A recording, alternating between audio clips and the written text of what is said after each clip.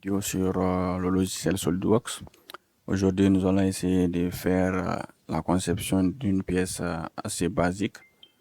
Pour ce faire, on va créer une pièce et quand on est dirigé sur l'espace de travail, on va venir ici sur le plan de dessus.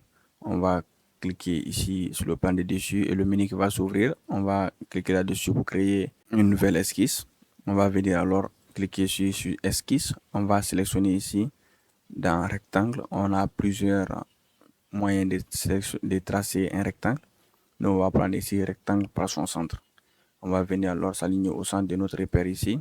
On va se déplacer, on va dessiner un rectangle quelconque comme ça. Je viens alors, je valide mon choix.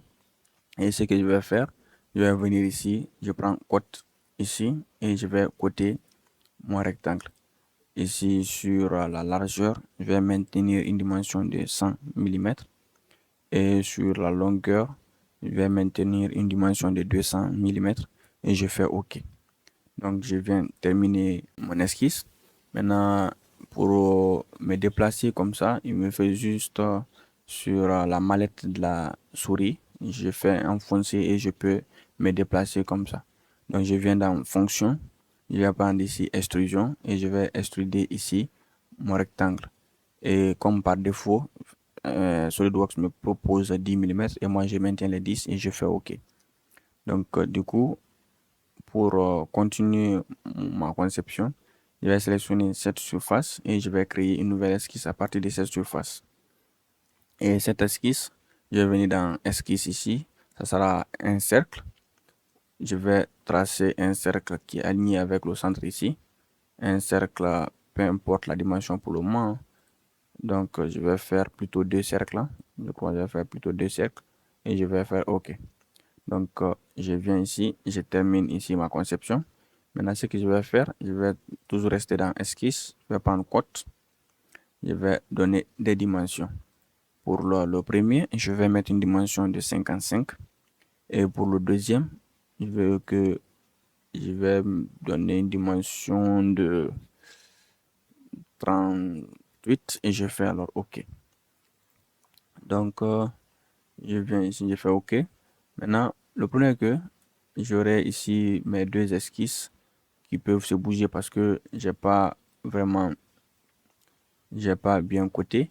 Donc, je vais sélectionner le centre ici. Je fais encore CTRL.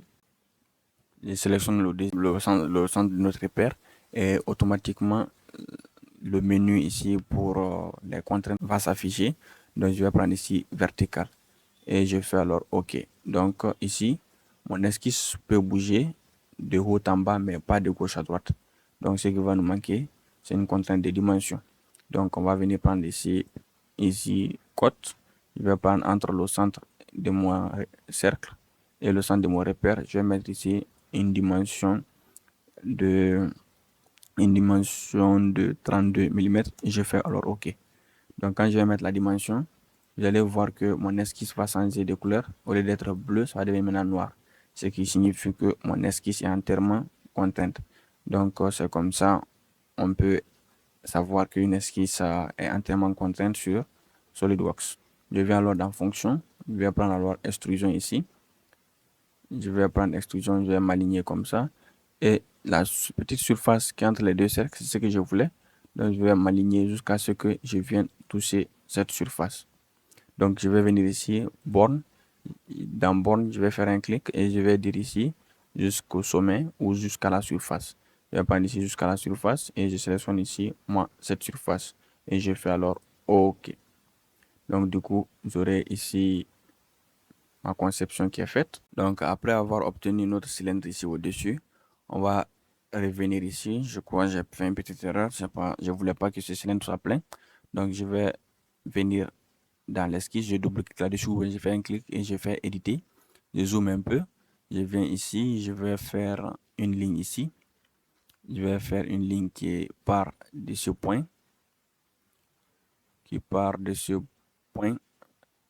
à ce point.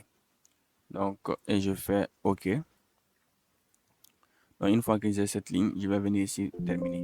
Donc, il va me dire impossible de reconstruire la fonction en utilisant cette esquisse. Donc, on démontre le problème en vérifiant l'esquisse pour la fonction. Je vais dire quitter l'esquisse et reconstruire. Je vais faire ça et je vais fermer ici. Je viens cliquer sur mon extrusion et je viens éditer l'extrusion ici. J'ai dit éditer et ils vont me demander de sélectionner. Je sélectionne cette partie et cette partie. Donc, une fois que je sélectionne cette partie, donc l'autre partie là, je laisse et je fais alors OK. Donc, quand je me tourne, voilà, j'ai bien édité ma fonction.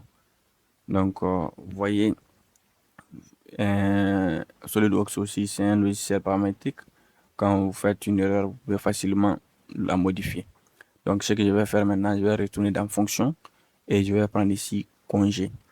Donc, je clique sur congé, je sélectionne ici l'arrêt qui est là. Je vais zoomer un peu. Je sélectionne sur l'arrêt là, je me tourne, je sélectionne aussi l'arrêt là et je viens ici, je renseigne ici mon rayon. Donc, je renseigne un rayon de 10 mm et je fais OK. Donc, avec un rayon de 10 mm, voilà, j'ai l'aperçu là. Maintenant, si vous ne voulez pas un rayon de 10 mm, vous pouvez renseigner le rayon que vous voulez. Je reviens toujours dans fonction aussi. Donc, au lieu de prendre cette fois-ci congé, je vais chercher chanfrein. Je vais prendre chanfrein, je vais prendre cette arête, je me tourne, je prends aussi cette arête, je tourne comme ça, je prends aussi cette arête, je tourne et je prends ces dernières arêtes et je vais renseigner des dimensions ici. Moi, je vais prendre ici parce que vous avez ici la possibilité de choisir le type de chanfrein que vous voulez. Donc, dans le premier, c'est angle et distance. Dans le deuxième, c'est distance. Dans le troisième, vous avez la possibilité de faire des faces cachées et des faces décalées, je m'excuse. Et le dernier, des faces raccordées. Donc, vous pouvez voir vraiment vous le chanfrein que vous préférez et vous cliquez là-dessus. Donc, c'est comme ça. Donc, ici, je vais laisser comme par défaut 10 mm et ici un angle de 45 degrés et je fais OK. Donc, vous voyez, j'aurai ici mes chanfreins. Donc, à tout moment, si vous n'êtes pas d'accord avec les dimensions, il suffit juste de venir faire un clic sur la fonction. Il suffit juste de faire un clic sur la fonction et vous venez ici, dans le petit menu, vous dites éditer la fonction. Donc, par exemple, si je ne suis pas d'accord avec les 10 mm, je prends ici simplement 20 mm et je fais alors OK. Donc, avec les 20, je fais OK. Je vais avoir encore un ajustement qui s'est fait. Donc, vous pouvez changer comme ça les dimensions facilement. Donc voilà, on a à peu près notre pièce. Il va nous manquer seulement quelques trous ici. Donc je vais revenir sélectionner par exemple cette surface et on va créer une nouvelle esquisse sur cette surface. Je viens dans esquisse. Ce que moi je vais faire, je vais créer ici des cercles. Ainsi, un cercle ici aussi et un cercle ici et un dernier cercle ici. Donc après, je vais venir ici, je fais CTRL, je sélectionne tous ces cercles.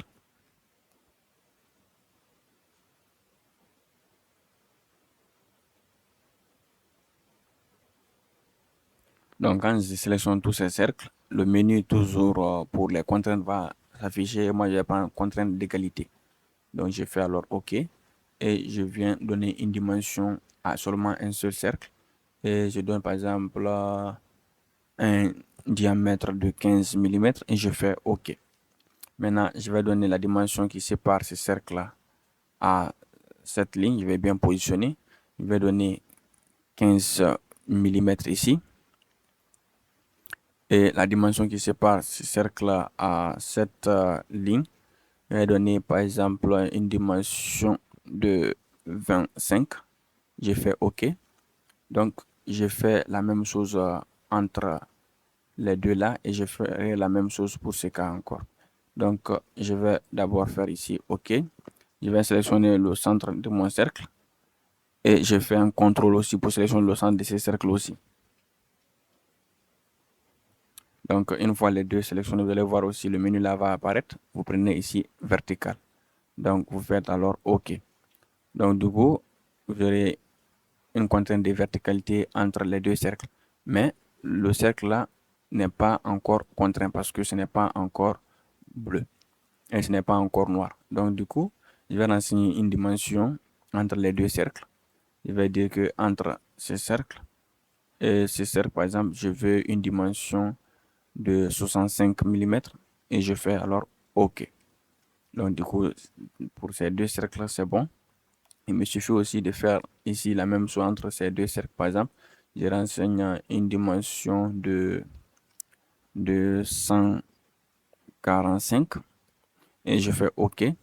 Donc, ou soit, je peux simplement enlever la dimension, je supprime cette dimension et moi, ce que je vais faire, les mêmes dimensions qui sont là, je vais répéter et dire que entre ces cercles et la ligne là, j'ai une dimension de 15 mm.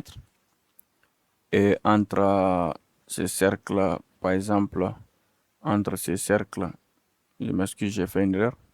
J'ai fait une erreur, je vais me retourner comme ça. Donc moi, ce que je vais faire maintenant, quand je renseigne les 15 mm, je vais dire que entre ces cercles et la ligne là, comme précédemment aussi, je vais une dimension de 25 mm. Je fais alors OK. Donc du coup, le cercle sera entièrement contraint. Donc je vais dire qu'entre ces cercles alors et ces cercles, je veux la même dimension de 65 mm. Je fais alors OK. Maintenant, ce qui va me manquer pour que ces cercles-là aussi soient noirs, il me faut sélectionner le centre ici et le centre. Pour ce faire, je sélectionne le centre là en premier. Je fais CTRL et je sélectionne le centre de l'autre. Donc du coup, quand je reste par exemple ici, vous allez voir que le menu là va s'afficher. Je prends vertical et je fais alors OK. Donc ils sont alignés verticalement. Je viens alors terminer mon esquisse. Donc ici, j'aurai mes quatre cercles qui sont là. Donc on va faire une extrusion. On va faire une extrusion en enlevant de la matière ici, en sélectionnant ici, et on va enlever toute la matière ici. Donc on fait OK et on va obtenir notre trou. Voilà, on a notre pièce qui est entièrement terminée à présent. Donc c'était tout pour cette vidéo. J'espère qu'elle vous a plu et elle vous a été utile. Si c'est le cas, abonnez-vous, laissez-moi un gros pouce bleu et on va se dire à bientôt pour de nouvelles conceptions sur le logiciel SolidWorks.